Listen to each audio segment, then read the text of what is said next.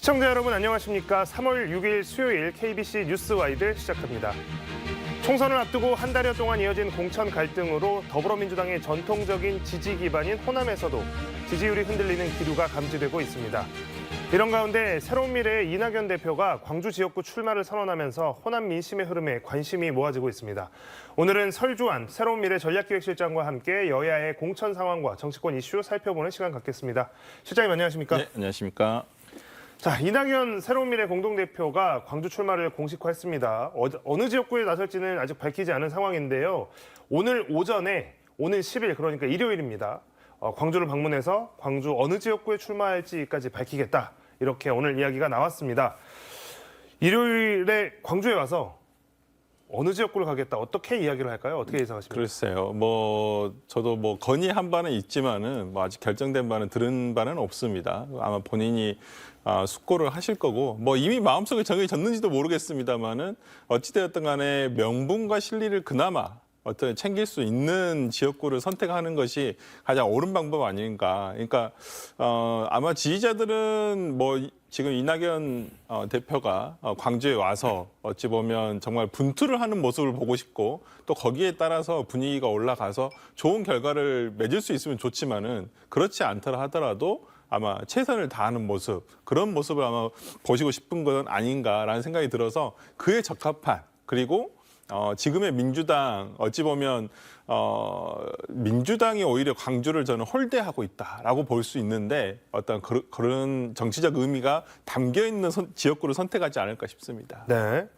방금 이제 민주당이 지역을 홀대하는 이런 정서에 대해서도 말씀을 해주셨습니다만 민주당의 텃밭으로 불리고는 있습니다만 요즘 호남 민심이 심상치가 않습니다. 최근에 발표된 몇몇 여론조사에서는 실제로 이 호남권에서의 민주당 지지율이 큰 폭으로 하락한 것으로 대체적으로 나타나고 있습니다. 민주당 공천 갈등의 영향일지도 모르겠고 또 일부에서는 단기적인 하락이라는 평가도 있습니다. 어쨌든 지역 민심은 뭔가 좀 변화가 있는 모양인데 민주당 이제 밖에 계시니까 네. 이 지금 호남 민심의 좀 흐름의 변화랄까 이런 것도 좀 어떻게 지켜보고 계십니까? 네, 일단 최근에 어떤 여론조사상의 지표 등이 나타내고 있는 바와 같이 민주당의 하락세가 뚜렷한 건 사실입니다. 그 하락세의 원인이 무엇이냐? 그러면 최근에 어떤 민주당이 보여주고 있는 공천 파열음이라든지 어찌 보면 정말 이해찬 대표부터 만들어 놨었던 공정하고 어떤 그러한 시스템 공천이라는 것이 지금은 다 무너진 거 아니냐. 그리고 이 시스템 공천이라는 것이 정확하게 지켜지고 있느냐라는 부분에 대해서 의문을 가질 수밖에 없는 상황이라는 것이죠. 그렇다고 한다면 민주당이 잘하고 있나라는 생각, 그리고 호남 분들, 특히나 광주 전남 분들은 정말 정치 트렌드가 빠르신 분입니다. 그러면 지금 민주당이 잘못하고 있는 부분에 대해서는 꾸짖어야 된다. 그러니까 지금 어찌 보면 민주당, 국민의힘을 제외한, 정부 집권 여당을 제외한 세력들이 모두 다 윤석열 심판을 외치고 있지만은 과연 이재명 대표의 민주당으로서 이 심판이 가능할까, 제대로 된 심판이 가능한가에 대한 의문은 점점 더 커가고 있는 것은 사실인 것 같습니다. 네. 자, 이렇게 민주당에 대한 호남의 지지율이 이렇게 빠지면 그 빠진 만큼의 민심이 어디론가 향해야 될 텐데요. 아직까지 새로운 미래의 호남 지지율 또한 저조한 상황입니다. 민주당이 부진해도 반사이익을 얻지 못하는 게 냉혹한 현실인 것 같습니다. 이낙연 대표가 이제 10일 광주 지역구를 정하고 출마 선언을 한다고 하니 그렇다면 이제 호남 민심이 좀 바뀔까 궁금하게 생각하시는 부분들이 좀 많을 것 같습니다. 이낙연 대표가 이제 지역구 정해서 예를 들면 이제 광주에 내려와서 거의 다 상주하다시피 하면서 이렇게 유세도 하고 네. 사람들도 만나고 다니고 이제 이런 것들이 호남에서 이제 바람몰이가 시작되는 계기가 될 수 있을까요? 어떻게 보십니까? 네, 저는 이낙연 대표가 아마 여기 와가지고 아마 시민들과 부대끼면서 아니면 시민들로부터 본인이 어떤 아직까지 어찌 보면 오명에 대해서 충분히 알고 있어요. 본인도 잘 알고 있고 그 부분에 대해서도 어떻게 하면 본인의 그러한 마음을, 진심을 건넬 수 있을까에 대한 고민도 많이 하고 있는 건 사실입니다. 저는 생각만 해서는 이것을 뛰어넘을 수는 없다. 그러니까 시민들과 함께 부딪히고 또 설명하고 그렇다고 한다면 우리 옛날 속담에도 웃는 얼굴에 침 뱉지 못한단 말이 있지 않습니까? 저는 그렇다고 한다면 이낙연 대표의 특유의 정말 촌철살과 같은 말, 그다음에 정말 푸근한 인상으로, 그다음에 어떤 기존에 해왔던 어떤 이낙연 대표를 직접 만나보면 또 다르거든요. 그렇기 때문에 저는 직접 와서 몸으로 부딪히면서 이러한 모습을 보여준다면 저는 민심이 달라질 것이다라고 생각을 하고 거기에 맞춰서 새로운 미래도 어찌 보면 전국 모든 지역구에 후보를 낼 수 없는 상황입니다. 현실적으로. 그렇다고 한다면 광주 전남에 집중할 수밖에 없고요. 그렇다고 한다면 이 집중하는 모습을 짧은 기간이나마 보여드린다고 한다면 지금보다는 다른 지지율을 보여줄 수 있을 것이다. 저는 그렇게 봅니다. 네. 자, 새로운 미래 관련해서 이제 가장 최근에 큰 이슈가 될 뻔했던 것 중에 하나가 바로 이제 임종석 전 대통령 비서실장과의 이제 연합 여부, 연대 여부였습니다. 사실 이제 새로운 미래 함께할 가능성이 굉장히 높게 제기가 됐었는데 하룻밤 사이에 갑작스럽게 민주당 잔류를 선언했습니다. 바로 전날까지만 해도 이제 거의 탈당이 기정사실화된 것 같다라는 언론 보도들이 굉장히 많이 나왔습니다만 다음날 아침 일찍 당의 결정을 수용하겠다라는 한마디로 상황이 좀 정리가 됐습니다. 새로운 미래 입장에서는 공도 많이 드렸을 것 같고 좀 당혹스러운 응답이었을 것 같은데요. 그 공을 많이 들였다는 부분은 뭐 그래도 이렇게 같이 해줬으면 좋겠다라는 생각은 가지고 있었습니다만은 이제 이낙연 대표와의 만남을 원한 것도 임종석 실장 측에서 먼저 연락을 해서 만나게 된 것이고요. 이낙연 대표는 어찌 보면 정말 임종석 전 실장이 본인의 정치 인생에서 절체절명의 순간이라고도 볼 수 있는 그 순간에 본인을 찾아줬다라는 분, 그래서 본인을 찾아서 고민을 나눴다는 부분에 대해서 만큼은 정말 감사하게 생각한다라고 이미 밝힌 바가 있고요. 그다음에 제가 이제 정치권에 와서 보니까 이 탈당을 한다거나 아니면 본인이 이동을 한다는 것에 대해서 정말 수없이 고민을 하고 정말 하루에도 진짜 수만 번의 아마 생각이 왔다 갔다 하는 것으로 많이 봐왔는데 임종석 실장도 정말 밤새 잠을 안 자고 고민을 했을 거라고 생각을 들어요. 근데 결국에는 본인이 남아서 당 내에서 어떤 차후에 총선 이후에 아마 도모를 해보겠다라고 생각을 했던 것 같고 거기에 대해서는 당연히 이낙연 대표도 존중을 하고 있고요. 같이 했으면 뭔가 이 민주당이 더 바뀔 수 있는 찬스를 더 빨리 더 크게 만들어낼 수 있었겠지만은 꼭 임종석 실장이 거기에 핵심 키는 아니었기 때문에 저는 다른 분들과 지금 홍영표 의원이라든지 서른 의원과도 연대를 통해서 그러한 움직임을 만들어내 갈 것이다. 저는 그렇게 봅니다. 방금 이제 잠깐 홍영표 의원 이야기도 해주셨는데요. 자, 임 전 실장 같은 경우는 잔류를 했습니다. 그리고 기동민 의원도 잔류를 선언했고 하지만 탈당 행렬은 이어지고 있습니다. 홍영표 의원은 친문의 좌장으로 알려져 있는 이 홍영표 의원은 오늘 기자회견을 열었고 민주당 탈당을 선언했습니다. 앞서서 이 서른 의원 같은 경우에도 탈당 의사를 이미 탈당을 한 상황인데요. 자, 홍영표 의원은 임종석 실장과 생각이 달랐던 걸까요? 어떻게 생각하십니까? 저는 홍영표 의원과 임종석 실장은 좀 원외의 인사라는 부분은 조금 달랐다라고 봅니다. 그리고 물론 임종석 실장도 저는 지금 현재 본인이 출마를 하려고 예상을 했던 지역구에서 충분한 경쟁력이 있다라고 보지만은 홍영표 의원은 그 경쟁력이 더 우월합니다. 그러니까 지금 홍영표 의원은 납득할 수가 없는 상황인 거예요. 자기가 지역에서의 경쟁력이 떨어지는 것도 아니고 그럼에도 불구하고 하이 정말 이 공천과 관련한 어떤 점수들이 자기가 생각했을 때는 납득될 수 없는 점수라고 생각을 하거든요. 저는 어찌 보면 홍영표 의원 같은 경우는 지난번 송영길 대표가 당선됐었을 당시에 정말 불과 간소한 차이로 그 당시에 대표에 당선되지 못했던 것이거든요. 그렇다고 하면 언제든지 당대표 후보로 나설 수 있는 후보 인사이고 정치적 중진이고 그렇다고 하면 이번에 어찌 보면 이 컷오프가 이재명 대표가 향후에 있을 본인의 어떠한 당권 도전에 있어서 연임 도전할 수도 있는데 거기에 방해물이 될 수도 있다라고 생각을 했기 때문에 이번에 임종석 실장 그다음에 홍영표 전 의원 이런 분들을 어떤 컷오프 시킨 것은 아닌가라는 생각이 들고 그렇다고 한다면 홍영표 의원으로서는 또 임종석 실장과 다른 판단을 할 수가 있거든요. 그러니까 지역구에서의 어떤 본인의 경쟁력이 충분하다고 판단이 됐기 때문에 다시 의원으로서 돌아와서 민주당을 재건할 수 있는 그런 원동력을 가져보겠다는 것이 있기 때문에 약간 임종석 실장과 홍영표 의원은 현재적 위치가 다른 부분에서 차이가 나지 않았나 생각합니다. 자, 탈당한 설훈 의원과 이제 홍영표 의원, 이제 민주연대, 민주연합 이제 이런 표현을 해서 이번 선거에서 어떻게든 연대하겠다 이제 이런 입장을 밝혔고 또 이낙연 대표도 연대에 대해서 기정사실화하고 있는 것 같습니다. 그래서 지금 이제 공천 과정에서 이탈하신 분들과의 연대에 대한 논의들이 얼마나 진행이 되고 있는지 그리고 거기에 대한 기대는 어느 정도인지 이 부분은 좀 궁금합니다. 일단 지금 현재 새로운 미래에 속해 있는 김종민 의원, 그다음에 박영순 의원, 그다음에 서른 의원과 홍영표 의원이 사자 간의 연대를 이제 하겠다라는 아마 그 형태로 나갈 것이고요.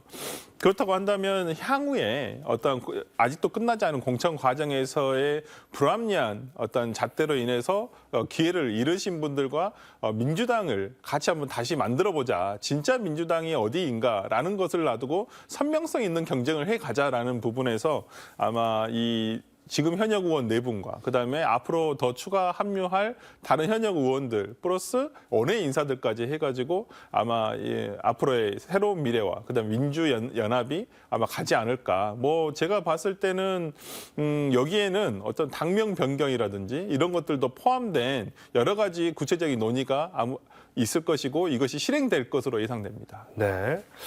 자, 공천이 막바지에 이르고 있지만 민주당의 공천 파열음은 여전합니다. 광주 전남에서도 컷오프, 경선 탈락 후보들의 반발에다 사천 논란까지 나오고 있는데요. 이형길 기자의 리포트 보고 와서 이야기 이어가도록 하겠습니다. 민주당 경선에 포함되지 못한 컷오프 후보들과 경선 탈락 후보들의 반발이 잇따르고 있습니다. 전남에서는 담양 한평 영광 장성 선거구에서 이계호 의원의 단수 공천으로 경선 기회를 얻지 못한 이석형 전 한평 군수가 탈당해 무소속 출마를 선언했습니다. 또 여수울에서도 권오봉 전 여수시장이 컷오프에 반발하며 무소속 출마를 준비하고 있습니다. 광주에서는 동남갑의 노영욱 전 장관과 동남을의 김성환 전 동구청장이 무소속 출마를 저울질하고 있습니다. 경선 자체가 불공정했다는 주장도 나옵니다. 광주 북구갑의 조호섭 의원은 정준호 변호사 측이 불법 전화방을 운영했다는 의혹을 제기하며 중앙당에 결단을 요구하고 있습니다. 동남을의 이병훈 의원은 경선 과정에서 당원 명부 유출 등이 의심된다며 중앙당의 진상조사와 재경선을 촉구하고 나섰습니다. 우리 민주당의 총선 승리를 위해서라도 경선 과정에서 드러나는 이런 중대한 문제점들이 바로잡힐 수 있는 당 지도부의 현명한 결정을 기다리겠습니다. 어느 때보다 강한 반발에는 민주당 지도부의 불공정 공천 논란이 작용했다는 분석도 나옵니다. 친명 공천, 사천 논란이 공천 심사 진행 과정에서부터 꾸준히 제기되어 오면서 공관위의 후보 심사와 중앙당의 경선 관리까지 모두 도마 위에 오르고 있다는 평가입니다. 호남의 민주당 출마자부터 불고 있는 당 지도부에 대한 불신이 전국적인 총선에까지 영향을 미칠 수 있다는 전망이 힘을 얻고 있습니다. KBC 이영길입니다. 자, 광주 지역 민주당 경선은 이제 뭐 반환점을 돌았고 특히 이번 주까지 하면 거의 다 마무리가 될 것 같은데요. 이제 전남 지역 경선이 이제 본격화되면서 광주 지역도 그렇게 시끄러웠는데 전남 지역도 아니나 다를까 좀 시끄러운 문제들이 계속 나오고 있습니다. 이재명 대선 후보 캠프 배우자실의 부실장을 맡았던 권향엽 전 청와대 균형인사 비서관의 전략 공천이 여수을 지역에서 있었습니다. 사천 논란이 바로 제기됐습니다. 여당에서 특히 많이 공격을 하고 나섰는데요. 권 예비 후보가 결국에 전략 공천을 철회해달라 경선하겠다 이런 요구를 했고 민주당은 곧바로 이를 받아들여서 경선을 다시 하게 됐습니다. 민주당의 결정 오락가락한 것들이 참 많습니다. 2인 경선했다, 3인 경선했다, 다시 2인 경선으로 하고 또 뭐 전략 공천을 한다거나 단수 공천을 했다가 재심을 했다가 또 재심 기각하고 좀 신뢰들을 많이 잃어가고 있는 모습인데요. 그러니까 어떻게 보십니까? 이게 이제 민주당에서 항상 얘기하는 게 있잖아요. 시스템 공천이라고. 시스템 공천이니까 걱정하지 말아라. 우리 공정하게 한다. 정말 객관적으로 봐도 누가 봐도 납득될 만한 공천을 하고 할 것이다라고 하고 있고 최근에 이재명 대표의 발언도 우리는 잘하고 있는데 왜 바깥에서 언론들이 이렇게 굳이 이렇게 잡음을 키우는지 모르겠다라는 어떤 저는 현실 인식 판단이 굉장히 잘못돼 가고 있는 것은 아닌가. 그러니까 지금의 민주당의 시스템 공천이 과연 제대로 되는 것인가? 저는 아니라고 평가하고 싶거든요. 물론 전체 다가 아니다라고 판단하기 어렵지만은 저는 가장 아쉬운 부분이 뭐냐면 지금의 어찌 보면 아까 앵커께서도 말씀해 주셨지만은 아니 이걸 단수 공천했다가 다시 이걸 무슨 반발을 하니까 다시 전략 뭐 2인 경선으로 바꿨다가 아니면 이걸 3인 경선 어떤 지역구 같은 경우에는 단수 공천했다가 지도부니까 근데 이것을 아니다. 이거 3인 경선 다시 가야 된다. 그러더니 최고위에서 아니다. 다시 그냥 이거 단수공천 줘야 된다. 이런 식으로 하는 게 과연 정치 시인들 그 해당 지역구에서 정말 청년이라든지 아니면 청년 신인 정치인으로서 오랫동안 준비를 해왔던 후보들은 도대체 뭐가 되는 거죠? 그 사람들에 대한 배려가 1도 없다는 부분에서 저는 지금 이재명 대표의 민주당이 하고 있는 시스템 공천이라는 것은 정말 많은 오히려 민주당 사람들에게 상처를 주는 저는 지금 공천을 하고 있다라고 생각을 하고요. 최근에 어떤 이루어진 순천 광양 곡성 구례 을 지역구죠. 어찌 보면 이 권향엽 후보에 대한 전략 공천.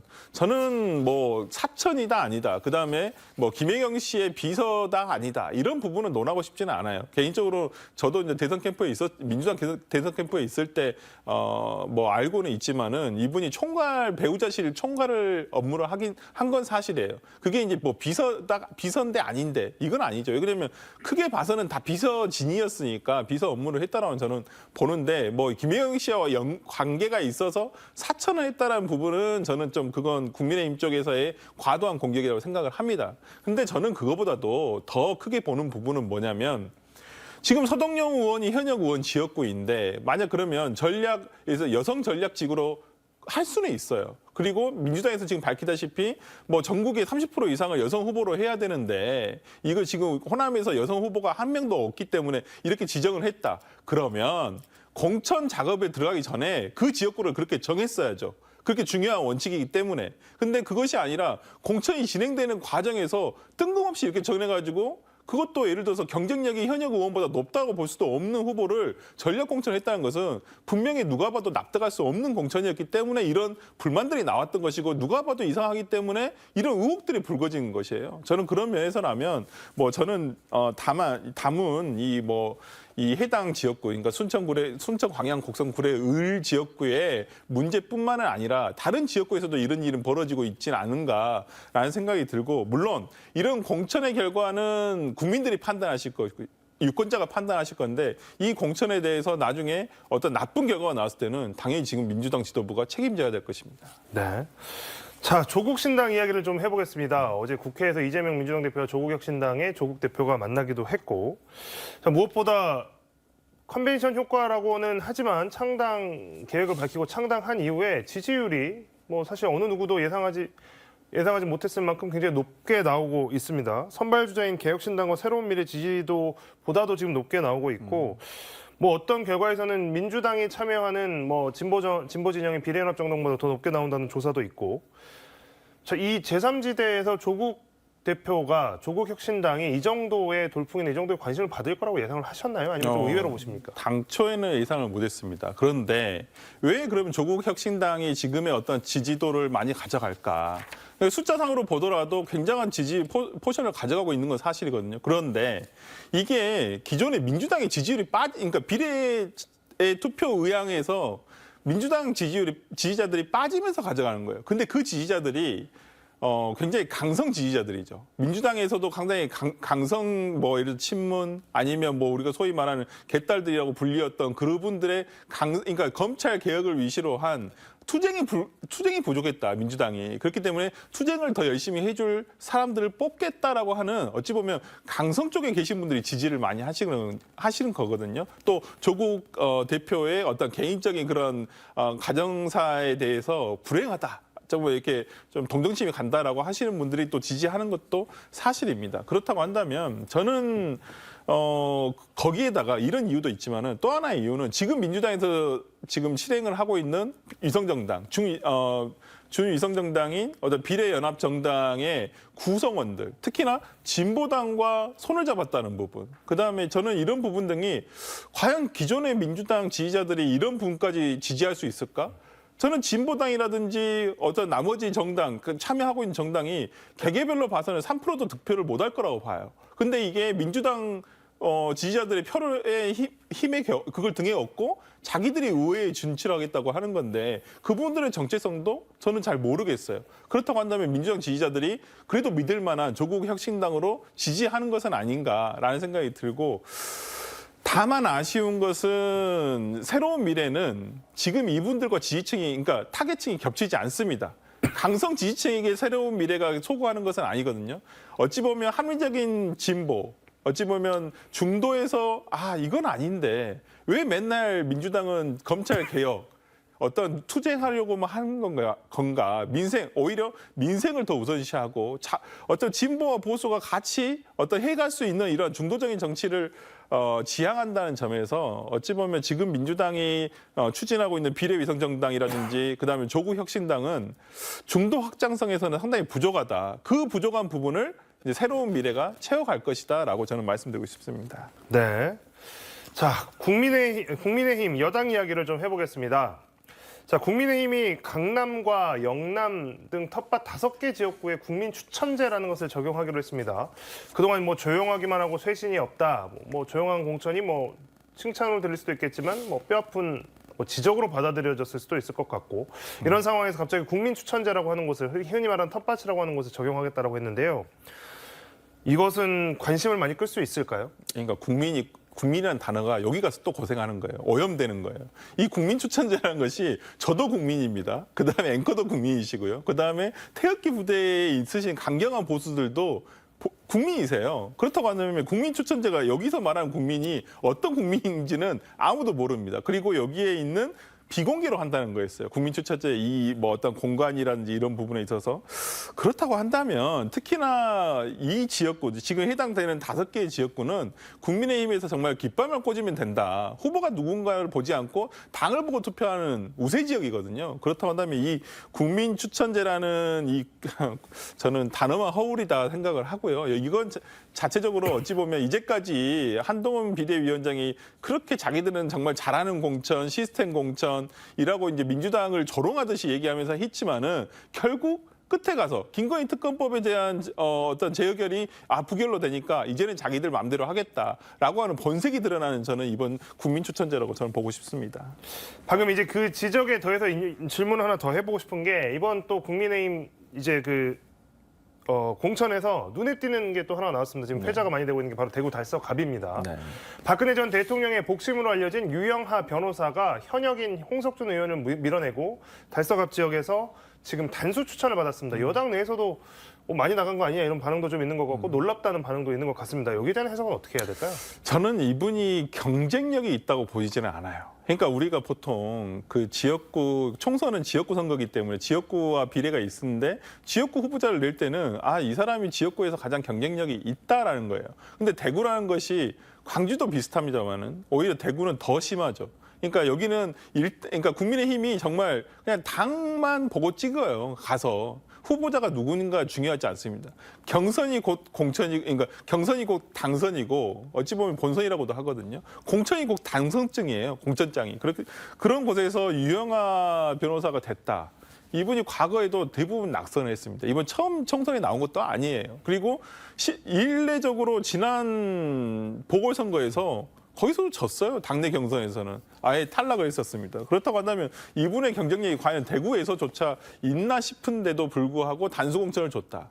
이건 저는 탄핵 세력에 대해서 다시 한번 살려주는 건 아닌가? 참 아이러니하게도 이 박근혜 대통령에 대한 수사를 했던 윤석열 대통령과 한동훈 비대위원장이 이걸 단수공천 줬다는 것은 정말 본인들이 했던 과거를 부정하는 것은 아닌가라는 생각이 들고 저는 유영하 후보 나중에 뭐 국회의원이 되시겠죠. 뭐 여기서는 특별한 이변이 없는 한은 된다고 하거나 그다음에 이번에 같은 대구에서 공천을 받은 도태우 후보 같은 경우에 저는 묻고 싶어요. 그러면 박근혜 대통령에 대한 탄핵이 잘못된 것이냐, 탄핵을 부정하는 것이냐 한번 물어보고 싶습니다. 국회의원이잖아요. 대한민국 헌법을 누구보다도 준수를 하고 그 헌법 아래에 있는 법을 만드는 사람들이에요. 그렇다고 한다면 이분들이 과연 국회에 들어갔었을 때 이 헌법 정신에 어긋나는 탄핵을 부정한다? 부정할지 이제까지는 저는 제가 봤을 때는 부정하고 있다고 보여요. 그렇다고 한다면 이분들이 과연 대한민국 헌법 질서를 부정하면서까지 의원으로서 입법 활동을 할 수 있을까? 저는 그런 부분에서 참 국민의힘이 역시 보수가 개혁되는 보수가 아니라 역시 수구 보수구나라는 생각밖에는 들지 않습니다. 자, 국민의힘의 공천이 이제 뭐 여기도 많이 진행이 됐지만 여전히 많이 남아 있습니다. 그래서 좀 전에도 말씀을 해주셨지만 어쨌든 쌍특검법에 대한 재의결이 끝난 다음부터 아까 이제 뭐 본색이라는 표현까지 써주셨는데, 자 이제 와서 그동안은 뭔가 윤심이 통하지 않는구나 이제 이런 모습들이 국민의힘 공천 과정에서 보였는데, 쌍특검법 재의결이 이제 부결로 끝났으니 이제 좀 패턴이 바뀔까요? 이거 예상이 여러 가지가 나오고 있습니다. 어떻게 보십니까? 저는 한동훈 비대위원장이 상당히 이번 공천 전략을 잘 짰다고 봅니다. 어떻게든 지금 가장 핵심적인 거나 아니면 뭐 소위 말하는 노른자의 그 자리에서는 이걸 계속 밀어두고 있었거든요. 그런데 재의결을 이제 그 김건희 특검법에 대한 어떤 재의결을 한 다음에 바로 이제 그냥 진짜 보지도 않고 주변 눈치도 보지 않고 지금 진행을 하고 있어요. 저는 이제 한 가지 내각이 한 번 더 남았다고 봅니다. 어찌 보면 이제 비례공천에서 분명히 한동훈 비대위원장은 얘기했어요. 비례도 자기들이 주도적으로 할 것이다라고. 아예 그래서 당직자를 대표로 올려놨어요. 그리고 그 당 창당대회도 국민의힘 당사에서 진행을 했거든요. 그렇다고 한다면 앞으로 있을 우리가 이제 비례의 어떤 후보자의 면면을 살펴봐야 되겠지만은 정말 노골적인 공천이 진행되지 않을까라는 생각을 해봅니다. 뭐 시간이 많지 않지만 이것 꼭 여쭤보고 싶습니다. 국민의힘이 16년 만에 광주 선거구 8개 지역의 전체 후보를 지금 다 냈습니다. 16년 만이라고 하는데요. 전라남도도 지금 10개 중에 8곳에 지금 추천이 돼 있고 2곳이 남았지만 이것도 채울 예정이라고 합니다. 자, 그동안 이제 뭐 공을 많이 들인다는 평가도 있었고, 실제로 국민의힘이 윤석열 대통령 이후에 첫 번째로 치른 총선에서 광주 전남 전 지역구의 후배들을 다 낸다면 그 자체만으로도 사실 좀 의미가 있을 텐데 이거 관련해서는 좀 어떻게 평가하십니까? 그러니까 좀 아쉬운 부분이 예전에 지금은 아까 말씀드렸듯이 이정인 전 의원 지금은 이제 광양 곡성 구례을에서 지금 후보로 뛰고 계시는데 그분의 대담 이 KBC에서 대담 되게 많이 하셨는데요. 그분 하신 말씀 중에 저는 되게 호남 정치를 위하고 있다는 말씀이 뭐냐면 국민의힘에게 충고하는데 제대로 된 후보 좀 내라. 열심히 하는 후보 좀 내라. 그러니까 지금의 어떤 저는 일단 공천을 다 한 부분에 대해서는 그래도 평가는 하겠지만 이분들이 과연 지역을 위해서 이 선거가 끝나도 계속적으로 지속적으로 이 지역을 위한 정치를 할 것인가 이런 분들인가 그냥 자기 한번 포스터 한번 붙이고 싶어서 나온 분들은 아닌가라는 생각이 들어서 정말 이정현 의원에게 정말 좀 충고를 들었으면 좋겠다라는 생각을 해봅니다. 네, 설주환 새로운 미래 전략기획실장과의 오늘 이야기는 여기까지 나누도록 하겠습니다. 실장님 고맙습니다. 네, 감사합니다.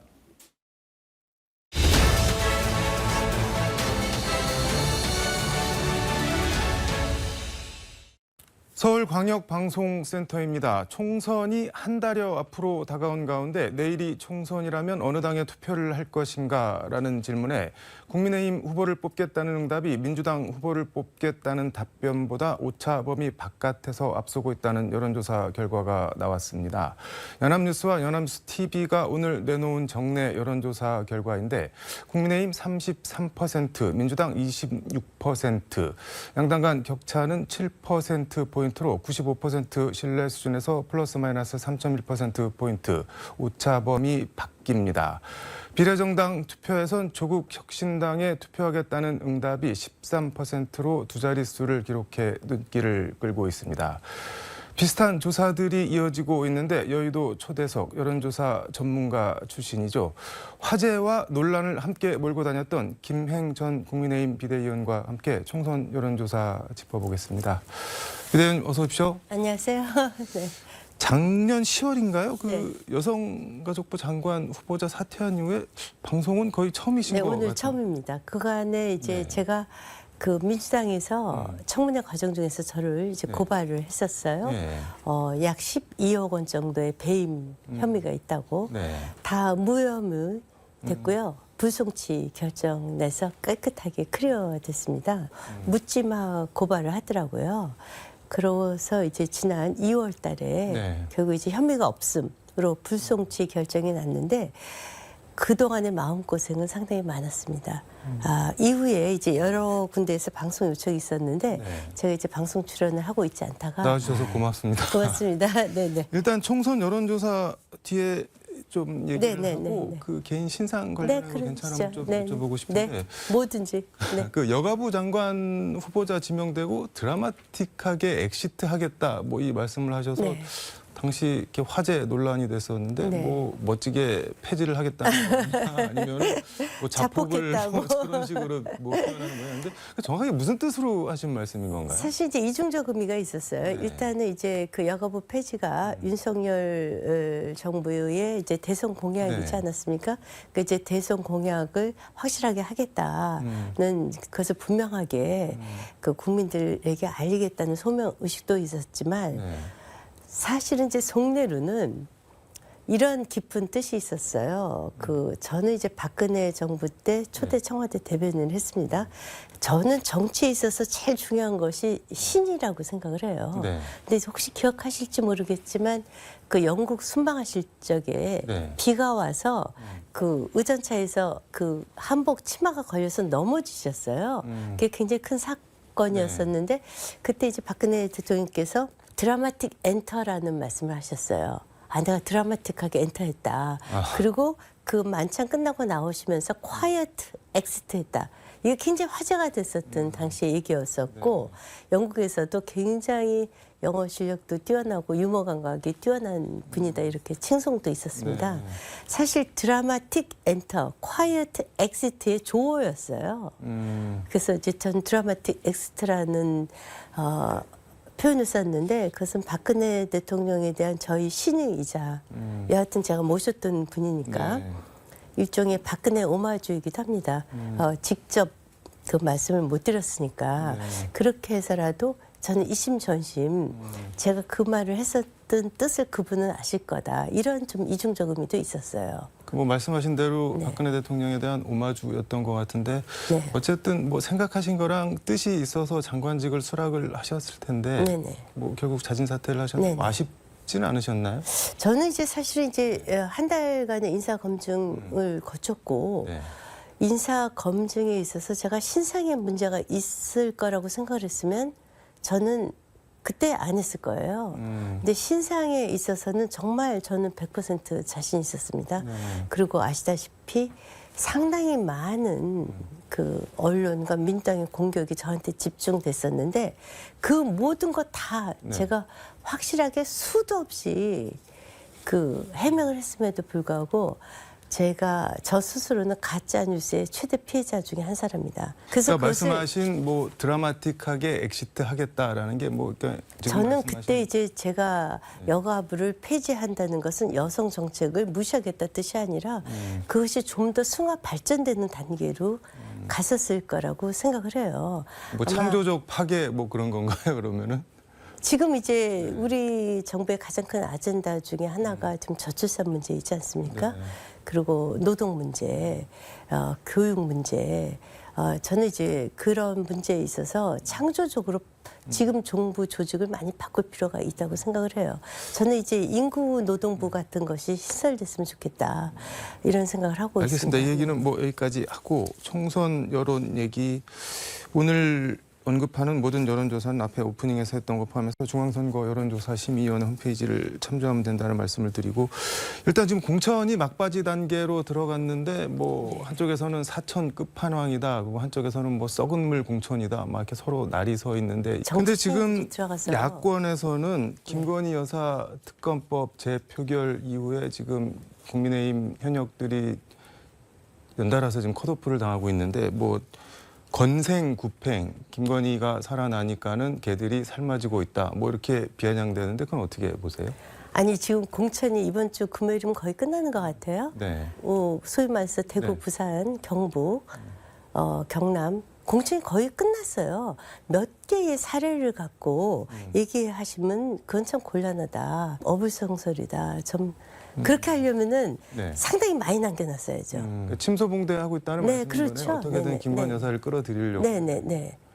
그냥 기승전 김건희 아니면 선거 전략이 없는 것이 지금 민주당의 현실이지 않나 그런 생각이 듭니다. 김혜경 여사, 뭐 이재명 대선 후보 배우자실 부실장 했던 권향엽 씨라고 하는데 전남 순천에 뭐 전략 공천했다가 이제 뭐 반발이 나오니까는 네. 이제 뭐 경선을 다시 하기로 한 모양인데 이거는 이재명 후보가 직접 뭐 현장에서 긴급 기자회견 열어갖고 사천 아니다, 뭐 개인적인 인연이 없는데 무슨 사천이냐, 이거 법적으로 조치하겠다, 뭐 이렇게 뭐랄까 상당히 격앙된 반응을 보이던데 그거 어떻게 저 그 얘기 저 꼭 하고 싶어요. 어떤 얘기요? 아니 저도 김건희 여사랑 상관없어요. 근데 청문회 때 내내 저를 김건희 여사랑 관련 있다고 몰아붙였던 것들이 네. 민정당 아닌가요? 그때 당시에 청문회 기억나실지 모르겠지만 네. 저하고 무슨 뭐 그때 뭐 월단인가 찍은 사진이 있다고 네. 막 청문회에서 떠들더니 사진 한 장 못 내놓잖아요. 월단회는 또 뭔가요? 모르겠어요. 저는 뭐 듣도 못한 그런 무슨 그 미술 뭐 네. 예술인들 모임 같은데 제가 거기 회원이었다고 그렇게 공격을 하고 저거 회원이었던 적 없거든요. 그렇게 공격한 게 민주당 아닌가요? 근데 지금 뭐 이재명 대표 논리나 해명은 그런 것 같습니다. 이제 아니 본인들은 네. 그렇게 가짜 뉴스를 양산에 내놓고 아니면 아니다라고 얘기하고 당당하게 그냥 밀고 나가셔도 되죠. 모토로 뒤엎어요. 아니면 그냥 단독 공천 그리고 그렇게 당당하시면 그냥 공천 주시면 되지. 네. 그것은 모토로 번복을 합니까? 근데 뭐 이런 얘기인 것 같은데 배우자실 부실장 직함을 가졌던 건 맞지만 뭐 개인 비서로 일을 했던 건 아니고 개인적 인연이 있는 것도 아니다. 그러니까 사천이 아니다. 뭐 이런 논리인 것 같은데요. 아니 저는 김건희 여사랑 어떠한 공식적인 직책 그냥 직접 받은 것도 없어요. 저는 그분을 뵌 적이 그 전에 딱 한 번 있고 그 비대위원 시절에 한 번 사적 초청받았을 때 한 번뿐이 없다니까요. 그때 가짜 뉴스를 그렇게 쏟아낸 게 민주당 아닌가요? 아니 자기네들이 가짜 뉴스 쏟았을 적엔 내로남불이잖아요. 근데 지금 이재명 대표는 뭐 가짜뉴스 퍼뜨리거나 선거질서 어지럽히는 여당 정부 그리고 대통령까지도 모두 법적 조치를 해서 반드시 책임을 묻겠다라고. 아니 그럼 민주당도 전부 다 법적 조치해야죠. 아니 본인들이 쏟아낸 가짜 뉴스가 얼마나 많아요. 제가 가짜 뉴스의 저 대표적 피해자거든요. 그 뭐 가짜뉴스 뭐 이런 말 할 자격 없다. 뭐 그럴 자격이 없죠. 아니 입만 열면 가짜 뉴스 하는 게 네. 그 당의 전통 아니에요? 아니 저는 제가 단돈 1원도 코인이 없어요. 그럼 증거를 갖고 나와서 얘기해야 되는데 청문회 내내 가짜 뉴스 만든 것이 그 민주당이지 않습니까? 알겠습니다. 이 얘기는 뭐 이 정도로 하고 한동훈 위원장 이재명 대표 TV 토론 뭐 회동 여부를 두고도 설전을 좀 막 주고받던데 뭐 한동훈 위원장은 뭐 김어준 씨가 사회봐도 상관없다 나오시라 뭐 이렇게 얘기를 하고 이재명 대표는 대통령을 만나는 게 먼저지 지금 뭐 당신 만날 때 아니다 뭐 이런 취지로 얘기를 하던데 그거 어떻게 그분이 야당 대표 아니에요? 네. 그 본인의 정치적 파트너가 여당 대표 아닙니까? 비대위원장이 우리 당의 대표지 않습니까? 네. 그러면 자기의 정치적 파트너를 만나지 않고 왜 대통령을 만나겠다고 뜬금없이 얘기를 하는지 이해가 안 가요. 집권한 이후에 그분은 김기현 대표도 안 만나셨죠. 음, 본인의 그 위치를 굉장히 착각하고 계신 것 같아요. 왜 네. 본인이 대통령을 만나야 돼요? 본인의 몸집을 그 키우겠다는 생각이신지는 잘 모르겠지만 저는 이건 참 어불성성이라고 보고요. 네. 특히 이번 총선은 이미 구도가 네. 제가 말씀드렸듯이 이재명과 한동훈 구도로 짜여지지 않았습니까? 그거는 이미 미래의 권력 네. 때 미래 권력으로 짜여진 거예요. 이미 구도가 그렇게 쌓였어요. 그리고 선거의 프레임 자체가 네. 이재명 대 한동훈으로 쌓였는데 그것을 어떠한 조건으로도 다 하겠다고 했는데 하지 못하겠다고 하는 것은 지금 자신이 없는 거죠. 본인의 사법 리스크 때문에. 일종의 검사 대 피의자로 구도가 짜여지지 않습니까? 한동훈 위원장은 뭐 토론 나와서 거짓말을 할 수는 없고 거짓말을 하게 되면 선거법 위반이 되니까는 안 나오는 거 아니냐 뭐 그럴 거면 뭐하러 뭐 야당 대표 하시냐 정치하시냐 이런 말까지 하던데 그 뭐 동의를 하신다는 말씀인가요? 그렇죠. 일단 딱 그 두 분이 딱 앉는 순간에 검사 대 피의자를 연상하는 분들도 계실 거예요. 네. 근데 정청래 수석 최고위원 같은 경우는 한동훈 위원장 발언 빚고 와서 김건희 여사의 1대1 토론 제안한다. 카톡 친구 한동훈 데리고 나와도 좋다. 뭐 이렇게 냉소를 하던데. 그분은요. 네. 참 대한민국 정치를 네. 참 코미디화하고 계세요. 아니 우리 당에 어떤 분이 김혜경 여사랑 토론하자고 합니까? 이게 도대체 정치 수준을 이렇게 저질화 시켜놓으면 이건 말이 안 되죠. 대한민국 헌정사상 이후에 어떤 정치인이 그 대한민국 대통령의 부인과 토론하자고 하는 사람이 누가 있었습니까? 뭐 근데 국민 알 권리 차원에서 토론 가치가 있다 이렇게 얘기를 하던데요. 아니 지금 대한민국의 그 대통령 부인이 토론에 나온 적이 있어요? 알 권리 차원이 무슨 알 권리예요? 그분은 공무원도 아니세요. 네. 아니 어떻게 대한민국에 아니 우리 당에서 어떤 분이 김혜경 여사도 지금 여러 가지 사법 리스크가 있죠. 법인카드 문제. 지금 그 진행 중이죠. 네네, 그 사법 재판, 리스크가 네. 계속해서 그럼 국민 알 권리 차원에서 김혜경 여사 나오라 이런 식의 저질 정치는 안 하죠. 이거 국민은 우습게 보는 거 아닙니까? 아니 그 섯을 펄었던 문재인 시절에 검찰에서 2년을 털었지 않습니까? 그때 기소도 못한 사건을 이렇게 끌고 가는 것이 이것이 국가에 도대체 무슨 의미가 돼요? 2년을 그때 기소했었어야죠.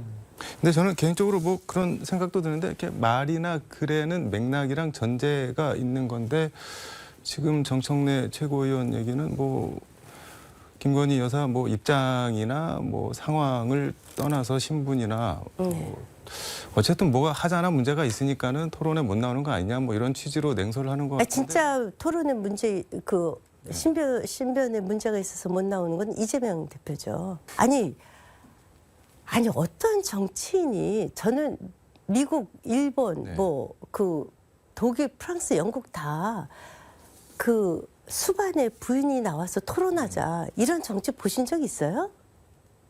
이분의 사고방식은 정말 이해하기 힘들어요. 저희가 지금 총선 여론 관련한 거 말씀 좀 들어보려고 모셨는데 다른 얘기로 시간이 좀 많이 갔는데 네.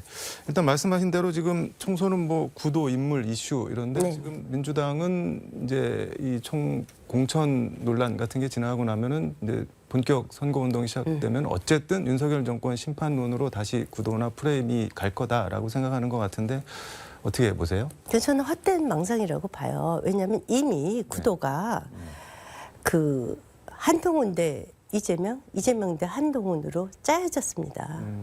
근데 이미 미래 권력 대 미래 권력의 싸움으로 이 구도가 바뀌었거든요. 그래서 그렇게 돌아간다는 것은 저는 불가능하다고 보고요. 특히 지금은 네. 아직 그 윤석열 대통령이 집권한 지 2년도 안 됐어요. 그런데 무슨 중간 평가를 합니까? 근데 야당에서는 뭐 지금 2년도 안 됐다고 말씀을 하시는데 그것도 너무 길었다. 근데 앞으로 3년 더 얼마를 있어야 되는데 그러니까는 심판을 해야 된다. 뭐 이렇게 얘기를 하는 것 같은데요. 저희가 2년 동안 참 야당의 그 횡포에 시달렸죠.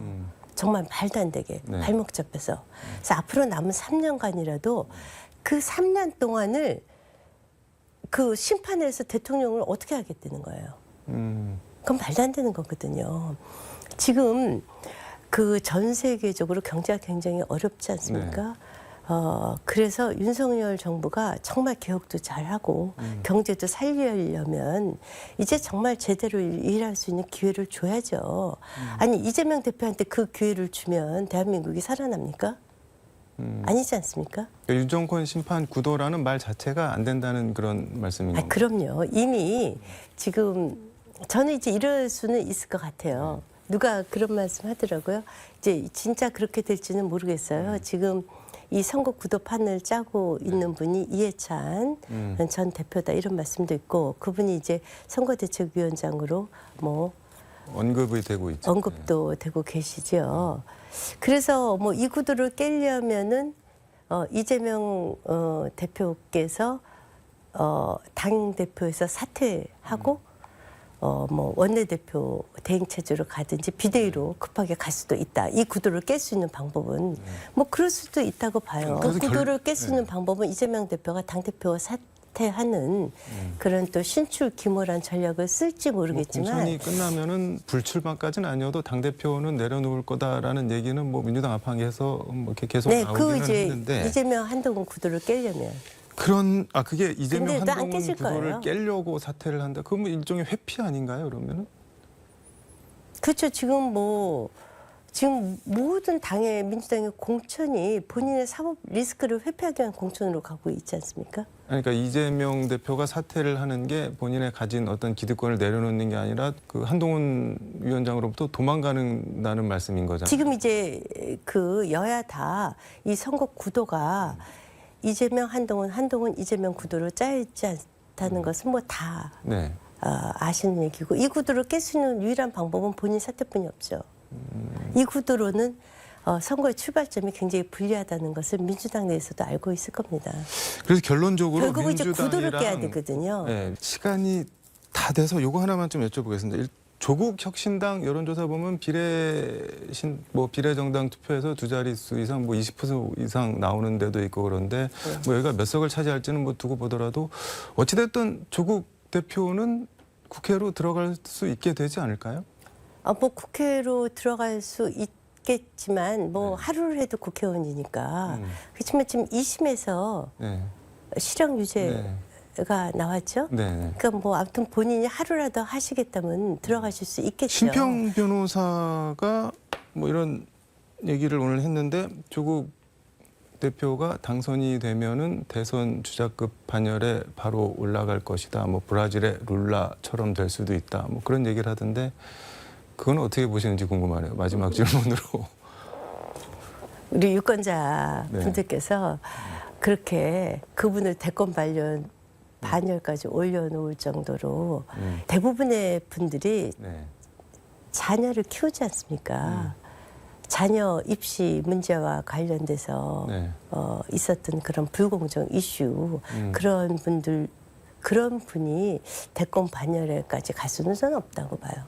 근데 조국 대표는 뭐 이재명 대표 어제 만났는데 한동훈 위원장도 만나고 싶다 그러면서 만나면은 딸 입시 비리 혐의 11개가 다 무혐의가 났는데 정말 뭐 물어보고 싶다 뭐 이렇게 냉소를. 네, 당당하게 물어보시죠. 뭐 무혐의가 그냥 났겠습니까?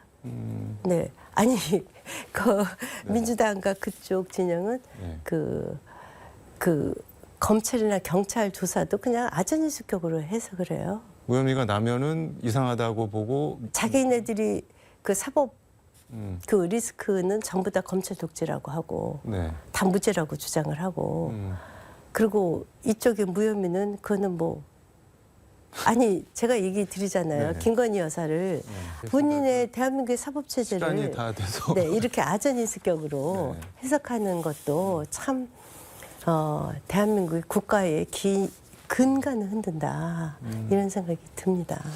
알겠습니다. 그 조국 대표가 네. 진짜 그 한동훈 대표하고 만나서 네. 토론 좀 했으면 좋겠어요. 알겠습니다. 네, 오늘 말씀은 여기까지 듣도록 하겠습니다. 고맙습니다. 네, 고맙습니다. 네. 지금까지 서울광역방송센터에서 김행 전 국민의힘 비대위원과 함께 전해드렸습니다.